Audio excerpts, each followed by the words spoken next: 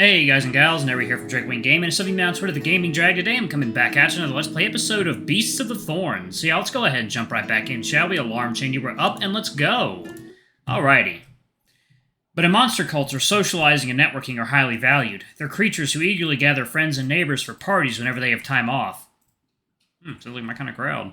So it's inevitable to establish our own social circles, and the best time to do that is in university, since our time there is limited and joining clubs is a necessary option. It's like a torture chamber for someone with social anxiety like me. But after several rounds of debate, the final consensus is just to gather information for now.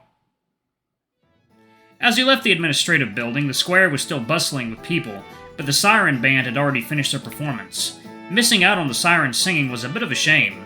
However, there were even more people gathered around the central stage than when the sirens were performing. Like everyone else, we couldn't resist the urge to get closer to the stage. But there were too many people to squeeze through, so we settled for a good spot near the ice cream cart and watched from afar. The stage was illuminated with spectacular lights and sound effects featuring a musical. It seemed to be a modern interpretation of an ancient tale. Ah, this is the most original version of the story of the Nine Tails. This is so different from the human version. I didn't expect to see it here. Well, what's the difference? In ancient times, it was said that the Nine Tails was a lucky beast, and that humans could become kings if they met it. One day, Ogaheim, a nine-tailed fox maiden, came to the land of man from the land of Elysium, fell in love with a human boy, and made him king. However... Oh, that sounds problematic. That sounds very problematic. However, according to the laws of the Everlasting Realm, monsters from the Everlasting Realm are not allowed to marry humans. Therefore, the king of the Everlasting Realm had to punish Ogaheim by banishing her from the Everlasting Realm. The youth couldn't bear to see Ogaheim punished for his sake. After all, the youth would soon age and die, while Ogaheim would remain immortal. So the teenager betrayed Ogaheim and took another human female as his wife. Desperate Ogaheim returned to the irregular world, and the boy's kingdom crumbled and was destroyed by Thorn barbarians. Until now, fox demons have had a rule against marrying humans. What a sad story. But in human legend, Ogaheim is the evil witch who destroyed the country. It's not wrong in a way. After all, the country was destroyed because of her. But it was not her responsibility. Indeed. Oh, she's beautiful. The beautiful girl playing Ogaheim on the stage spread her nine tails and sings a sad song, and the door to the changeling slowly opens, with Ogaheim still looking at the boy reluctantly. I heard the boy's voice faintly singing. It's kind of fun to have an indie rock take on the story. Amor touched me, breaking my concentration. Come on, say yes to the ice cream. Amor bought 3 passion fruit ice creams for each person. 1 for each person. I'm gonna say 3 for each person? Jesus, a lot of sugar, boys. It's getting late. We'd better make the best of our time. The back of the musical is describing the mood of the teenagers in the fall of the kingdom. There's nothing to see. Well, we still have to check out the club recruitment booths.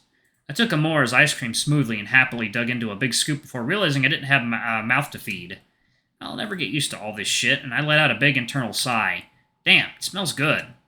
I'm giving the ice cream back to Amor. Aren't you going to eat? Shit. My fault. It's okay. I opened the paper bag Ostrom gave me for breakfast, and, well, there were only 2. Sometimes friends and family have more blind spots than outsiders. Ostrom has brought you sandwiches and coffee, although it's already lunchtime. Oh yeah, that's the stuff. I'm splitting breakfast between Amor and Chris. The sandwiches with the crispy fried chicken fillets covered in mayo and mustard look delicious. I'm jealous. Chris took the sandwich and finished it in a couple of bites, and Amor gobbled it down as fast as he could. I was grateful and sad that they didn't want me to wait for them to eat. Only to see Amor gulp down his coffee. I'm ready to go. So, should we split up or stick together? Excuse me, although I have things I want to see, I can't always let you have Hess all to yourself, now can I? Oh. Come along. Chris nodded and led the way into the crowd. However, as soon as they stepped into the crowd, Chris realized their mistake. He immediately grabbed my hand as the crowd was more crowded than it appeared. Careful you don't get separated. His textured and slightly moist paw enveloped my hand. The fur on his palm tickled the back of my hand. It distracted me for a moment, and in that split second, Chris and I were swept away by the crowd. Chris? Amor? Amor's muffled voice came from behind. You go ahead and we'll meet you at the exit later. Chris? I pushed forward with all my strength, but I couldn't resist the crowd pushing back against me. After a struggle, I found myself trapped between the bulging bellies of a tiger beastman and an orangutan beastman, unable to move. Excuse me, sir, I can't move. The tiger moved to the side, looking troubled, and he swung his elbow and knocked my helmet off. I sucked in my breath, pushing against the stomachs of two fat beasts in a desperate attempt to retrieve my helmet. Suddenly, a hand pulled me out of the wall of flesh. Chris? Guess again. I fell on the grass after I was pulled out. Oh! Only to see a beautiful woman smiling and pulling me to my feet, and handed me my helmet, which I had dropped. I hurriedly put the helmet back on. The one who helped me up was the beauty who had just played Ogaheim on stage. Thanks, ma'am. Lucas. My name is Lucas, and I'm not a lady. Lucas grinned and snapped his fingers. That's much better. Lucas's voice instantly became muffled and lost its original sweet and seductive sound. Whoa! Lucas snapped his fingers again and his face turned into a more masculine face. Is that magic? Magic? Lucas froze for a moment, then laughed. To the uninitiated, it looks like magic, I guess.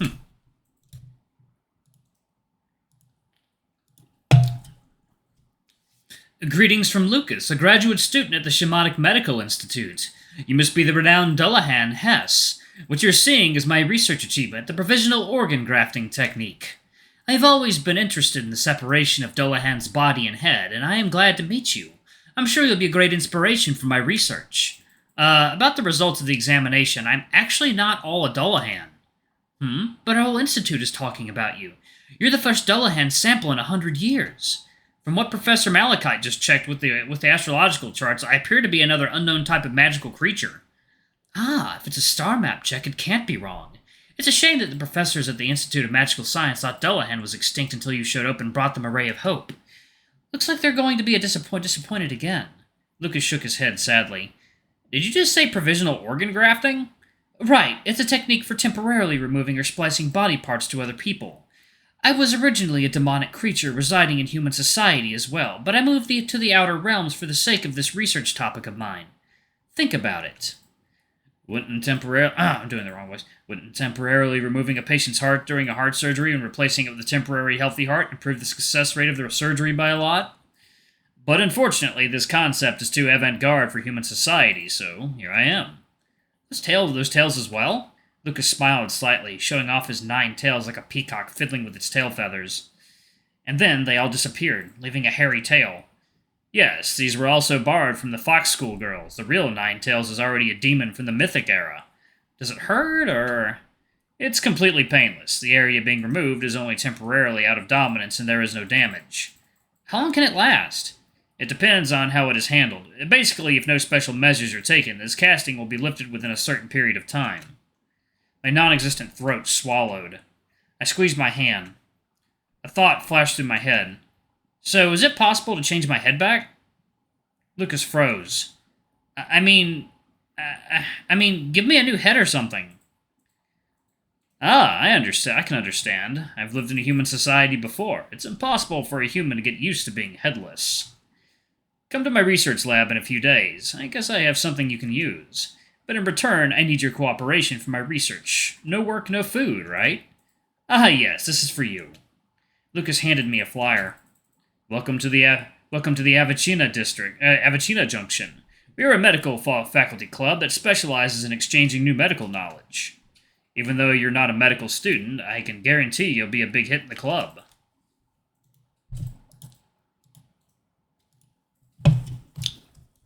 Are test subjects welcome, then? I awkwardly accepted the brochure. I'll consider it.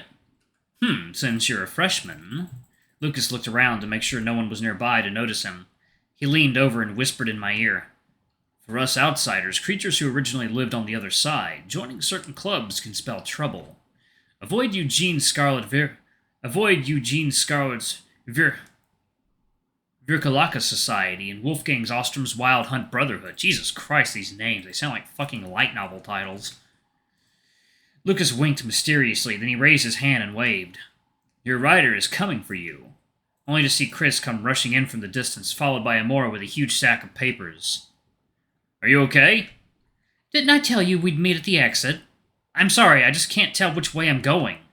Oh, Chris, Amor, this is Lucas. Lucas helped me a lot when I got lost earlier. Lucas, meet Chris and Amor, my good friends. Nice to meet you. I've heard a lot about you. It was nice to meet you all as well. I have a few little things I have a few little things to do, and I can't stay for long, so I'll leave you now. Hess, please be sure to join our club. And then Lucas drifted off into the crowd and disappeared. We almost didn't get out. The demons here are so passionate. Chris and I received nearly 3 dozen flyers. Amor held up a large sack of papers in his hand. I've never in my life thought being popular was such a horrible thing, even if I was popular in the first place. But I was just about to be overwhelmed. Hess, how many flyers did you get? Lucas just gave me one. Amor took the flyer from my hand and glanced at it, emitting an exaggerated tut-tut sound. And Vecina? Are they recruiting white mice? I feel the same way. I'm not even a medical professional. Amor crumpled the flyer into a ball and threw it behind him, and slipped me the big stack he'd just gotten. I think we should categorize first. We looked around. There were some wooden tables and chairs around the plaza for people to sit on. Most of the tables and chairs were occupied, but there was one group in a quiet corner that was not being used. I think it's because we can't see the stage, so there's no one there, but it's perfect for us. I wanted to spread the flyers out on the table and look at them one by one, but since there were so many of them, we decided to categorize them first. I think we can rule out clubs with a professional nature for now. Then he pulled the part about professional societies out of the flyer pile first. Although there aren't many faculties in the outer worlds, there are a lot of strange professional societies. In addition to the usual literature and economics clubs, there's even the Fluid Mechanics Club. Hess, look! The Autonomous Humanoid Machine Society! Amor marvels at this flyer, but also sweeps it aside. Next, Chris separated out the hobby clubs as well. Chess club, bridge club, polo club. These may seem like hobby-oriented clubs, but they're essentially social clubs. But without that kind of interest, forget about it. The three of us don't seem to have any common interests. I saw Amor looking at me with a tearful look on his face as he held the D&D club in his left hand and the esports club flyer in his right. I shrugged. There's no way Chris and I would join a club like this. Chris took out the last few flyers. The most striking of these are the flyers printed in hot foil. Wild Hunt. The Historic Canine Fraternity. Chris read the text from the flyer. Offer your claws and teeth to an organization led by the legendary hunter Wolfgang Ostrom, practicing the ancient wild hunt and dedicated to the revival of traditional cultural activities. Excuse me. The Noble Brotherhood of Hunters invites you to join the cause of preserving traditional culture. P.S. The race is not bound. Ostrom. No wonder he keeps recommending Wild Hunt Fraternity. Turns out he's the president. He definitely has more titles than that. But Lucas's warning just now still rings true. I turned the flyer back over and there's no more information. I don't know what's wrong with the Wild Hunt Fraternity, but the fact that Ostrom can be president of both the student body and the fraternity Wild Hunt doesn't seem very busy. I don't know if there's a tricky initiation ceremony on the other side of I don't know if there's a tricky initiation ceremony. On the other side of the university, it's not easy to join such long-established societies, which generally require a recommendation from upperclassmen or an alumnus who graduated from the society, or face a difficult initiation test. Alright, y'all, I'm actually going to pause it right there. Thank y'all so much for watching. Don't forget to like, comment, subscribe, ring that notification bell, and check out our Patreon if you can. It always helps. Before I go, I'm going to give a quick shout-out to our lovely bronze tier patrons. Thank y'all if I do for the channel. We greatly appreciate your support. Thank you to our silver tier patron, Cade Submer. Thank you for going above and beyond. It's greatly appreciated. And thanks to our 2 gold tier patrons, Toby and Zeke. Y'all are awesome. We love you. Thank you for subbing to our ultimate tier. Anyway, if y'all want to get your names in the credits, get access to all of our not safe for work contents as little as $5. Alrighty, I love you all, and I'll see y'all in the next video. Bye-bye!